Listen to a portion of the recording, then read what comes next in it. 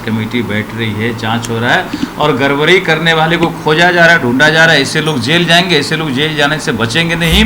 यहाँ जहाँ बड़ी आबादी होती है वहाँ वहीं बड़ी घटनाएं घटते रहती है।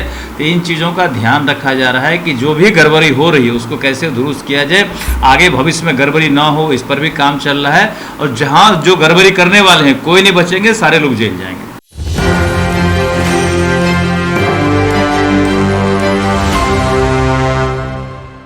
नमस्कार, मैं नंदन, आप देख रहे हैं एक न्यूज़ 24। देखिए, इस वक्त हमारे साथ जुड़े हुए थे भाजपा नेता नीरज कुमार बबलू। हमने साफ तौर पर उनसे सवाल किया कि प्रशांत किशोर ने जिस तरीके से कहा कि नीतीश कुमार राजनीति में बने रहने के लिए पैर छूते हैं नरेंद्र मोदी के, क्योंकि वो चाहते हैं कि हम राजनीति में बने रहें और इसलिए वो पीएम मोदी के पैर छूते नजर आते हैं। नीरज कुमार बबलू ने साफ तौर पर कहा कि देखिए, अनर्गल बयान है, इस पर ज़्यादा प्रतिक्रिया देने की ज़रूरत नहीं है। जो जैसा कहता है उसे कहने दीजिए। नीतीश कुमार हमारे साथ आज भी जुड़े हैं और आगे भी भविष्य में जुड़े रहेंगे। दूसरा सवाल हमारा पेपर लीक को था। हम जिस तरीके से जानते हैं कि नीट यूजी पेपर लीक का जो मामला है वो दिन पर दिन बढ़ता जा रहा है और लाठीचार्ज भी हुई है स्टूडेंट्स पर, अभ्यर्थियों पर। और अगर बात करें पेपर लीक की, तो पेपर लीक पर उन्होंने कहा कि हम तहकीकात कर रहे हैं और उन सबको सज़ा मिलेगी जो शामिल है पेपर लीक में। सबसे पहले नीरज कुमार बबलू क्या कुछ कहते नजर आ रहे हैं और पत्रकारों का क्या कुछ सवाल रहा, आप वीडियो में देख सकते हैं। जन स्वराज के पार्टी प्रशांत किशोर ने कहा है कि जब सभा को संबोधित कर रहे थे कल भागलपुर में, तो उन्होंने नीतीश कुमार का हमलावर बोल कहा है कि वो नीतीश कुमार अपनी सत्ता बचाने के लिए हमेशा जो है प्रधानमंत्री का जिस तरीके से पैर छुए हैं, वो अपनी सत्ता बचाने के लिए और कुर्सी बचाने के लिए और साथ में बीजेपी का समर्थन मिलता है, इसीलिए उनके पैर छू रहे हैं बार बार। क्या कहिएगा? देखिए, ये सत्ता के विरोधी है। ये लोग अनर्गल प्रलाप करते रहते हैं, तरह तरह का अफवाह फैलाने का काम करते हैं। उसमें प्रशांत किशोर जी भी हैं कि अभी उनको लग रहा है कि ये सत्ता अब हिलने वाली नहीं है, लंबी समय तक चलने वाली है, तो तरह तरह का आरोप लगाते हैं। ये माननीय मुख्यमंत्री जी का बड़प्पन है, ये प्रधानमंत्री जी को सम्मान दिए हैं, ये बिहार के तरफ से प्रधानमंत्री जी को सम्मान है। एनडीए की यहाँ सरकार है, डबल इंजन की सरकार है, मजबूती से चलेगी, बिहार का संपूर्ण विकास होगा और माननीय प्रधानमंत्री जी का विशेष फोकस बिहार पर है कि बिहार मजबूत हो, बिहार में बेरोजगारी दूर हो, बिहार में इंडस्ट्री लगे, बिहार की लॉ एंड ऑर्डर दुरुस्त हो। इसके लिए तमाम प्रयास चल रहा है। माननीय मुख्यमंत्री जी का भी प्रयास लंबा चल रहा है कि बिहार में किस तरह से और मजबूती हो। जो छोटे मोटे क्राइम हैं इसको भी खत्म करने के लिए बड़े बड़े कदम उठाए जा रहे हैं। आप देख रहे हैं कि माननीय मुख्यमंत्री जी ने अब हर जिले में एसटीएफ का गठन कर दिया है, जिससे लॉ एंड ऑर्डर पूरी तरह दुरुस्त रहेगा। ऐसे कई काम किए जा रहे हैं, रोजगार पर काम किए जा रहे हैं, नौकरी पर काम किए जा रहे हैं, बेरोजगारी को दूर करने के लिए कई सारे काम चल रहे हैं माननीय मुख्यमंत्री जी के नेतृत्व में। और ये सरकार मजबूत है, आगे मजबूती से चलेगी, बिहार का संपूर्ण विकास होगा। तो भारत में लगभग 66% युवा हैं, सबसे ज़्यादा दुनिया में युवा भारत में ही है और उस हिसाब से पेपर लीक भी सबसे ज़्यादा भारत में ही होता है। चाहे बीपीएससी की बात करें या फिर नीट यूजी की बात करें, तो कहाँ जा रहा है, भविष्य कैसे सही हो सकता है इसका? देखिए, जो भी गड़बड़ी हो रहा है उसके लिए जांच कमेटी बैठ रही है, जांच हो रहा है और गड़बड़ी करने वाले को खोजा जा रहा है, ढूंढा जा रहा है। ऐसे लोग जेल जाएंगे, ऐसे लोग जेल जाने से बचेंगे नहीं। यहाँ जहाँ बड़ी आबादी होती है वहाँ वहीं बड़ी घटनाएं घटते रहती है। तो इन चीज़ों का ध्यान रखा जा रहा है कि जो भी गड़बड़ी हो रही है उसको कैसे दुरुस्त किया जाए, आगे भविष्य में गड़बड़ी ना हो, इस पर भी काम चल रहा है। और जहाँ जो गड़बड़ी करने वाले हैं कोई नहीं बचेंगे, सारे लोग जेल जाएंगे।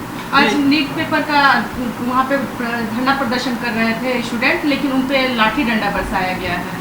देखिए, लाठी डंडा बरसाना वहाँ विधि व्यवस्था को कंट्रोल करने के लिए कुछ किया गया होगा, बल प्रयोग ये हम मानते हैं, लेकिन छात्रों के साथ पूरी तरह से सिंपैथी है, इसमें कहीं कोई दिक्कत नहीं है। पूरी सरकार छात्रों के साथ है, कहीं कोई इससे परेशानी नहीं होगी। और छोटी मोटी घटना अगर हो रही है तो उसके लिए फिर जांच का विषय बनेगा। अच्छा, लोकसभा चुनाव तो आप लोगों ने अपने नाम कर लिया, विधानसभा की अगर बात करें तो विधानसभा चुनाव कितना ज़्यादा आप लोगों के लिए कठिनाई पैदा कर सकता है, क्योंकि बिहार में जाति फैक्टर काम करता है और जाति में MY सबसे ज़्यादा है, आपको पता है, तो क्या नुकसान होगा आपके लिए? देखिए, विकास के सामने सारा जाति फैक्टर ध्वस्त हो जाएगा और जिस तरह से लोकसभा में एनडीए की सरकार बनी है उसी तरह बिहार में मजबूती से एनडीए की सरकार बनेगी। और बिहार के लोग देख रहे हैं कि कौन सी पार्टी, कौन सा गठबंधन बिहार का विकास करता है, कौन सा गठबंधन जब सरकार में आता है तो उस बिहार को लूटने का काम करता है, सरकार के खजाने को लूटने का काम करता है। ये जनता जान चुकी है कि जो आरजेडी वाले आते हैं तो राज्य को लूटते हैं, जंगल राज लाते हैं। तो पुनः ये गलती राज्य के लोग नहीं करेंगे। राज्य के लोग मन बना के बैठे हैं कि एनडीए की सरकार ही बिहार का विकास कर सकती है और आने वाले समय में एनडीए की सरकार बनेगी मजबूती से, राज्य और देश का संपूर्ण विकास होगा। समीक्षा बैठक में क्या क्या चीज़ें निकल करके सामने आएंगी? कोई समीक्षा बैठक इसके लिए नहीं होता। समीक्षा बैठक होता है कि कैसे बिहार का और विकास हो, हर इलाके में कौन सा काम छूटा हुआ है, चुनाव का समय आता है तो ये सब विशेष तौर पर भी देखा जाता है कि कहाँ कौन सा काम छूट रहा है, उस काम को मजबूती से किया जाए, जल्दी से जल्दी किया जाए। सरकार पूरी तरह मुस्तैद है कि जो भी कमी रही है उसको हम लोग पूरा करेंगे। जहाँ भी जो काम अधूरा है वो जल्दी से पूरा हो, जहाँ जिस काम में हाथ नहीं लगा है वो काम बढ़े। अब देख रहे हैं कि इंडस्ट्री भी बिहार में लग रहा है। जिस समय शाहनवाज जी हमारे इंडस्ट्री मिनिस्टर थे उस समय काफ़ी इथेनॉल का फैक्ट्री लगा। अब माननीय मुख्यमंत्री चाह रहे हैं कि और इथेनॉल का फैक्ट्री लगे। भारत सरकार से इसका एनओसी का बात चल रहा है, क्लियरेंस का, और इंडस्ट्री लगेगा और कई तरह के इंडस्ट्री लगेंगे। मुझे लगता है कि बिहार अब पीछे नहीं रहेगा, बिहार आगे बढ़ेगा। बातें निकल के सामने आई कि नीतीश कुमार जो लव कुश समीकरण के लिए जाने जाते हैं वो आप लोगों को वोट ट्रांसफर नहीं करा पाए। देखिए ऐसा कुछ नहीं, बिना वोट ट्रांसफर के थोड़े हम लोग जीते हैं इतने बड़े मार्जिन से, इतनी बड़ी संख्या में। थोड़ी मोरी गड़बड़ी हुई है, हम लोग इस चीज़ को मानते हैं।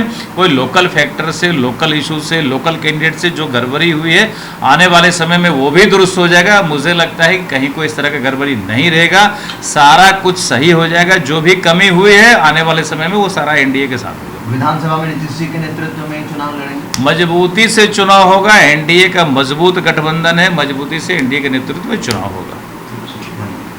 तो जैसा कि आप सुन रहे थे नीरज कुमार बबलू को, हमने paper leak, NEET UG paper leak पर भी सवाल किया, साथ में प्रशांत किशोर का जो बयान था उस पर भी सवाल किया। हमने ये भी पूछा कि जो विधानसभा सत्र होने वाला है, जो विधानसभा चुनाव होने वाला है, उसको लेकर आप क्या सोचते हैं, क्योंकि हम जिस बिहार में हैं वहाँ पर जाति फैक्टर काम करता है। और जाति फैक्टर की बात करें तो M/Y समीकरण जो शुरुआत से सबसे ऊपर बना हुआ रहता है। जातीय गणना की बात करें तो मुसलमान और यादव सबसे अधिक हैं बिहार में।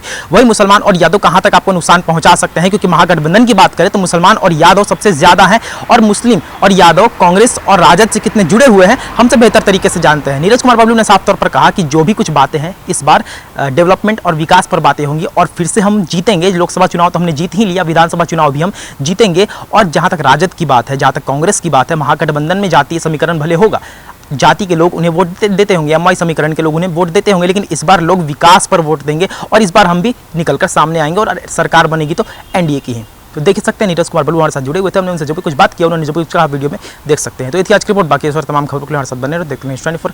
मैं नंदन अपने सहयोगी के साथ, धन्यवाद।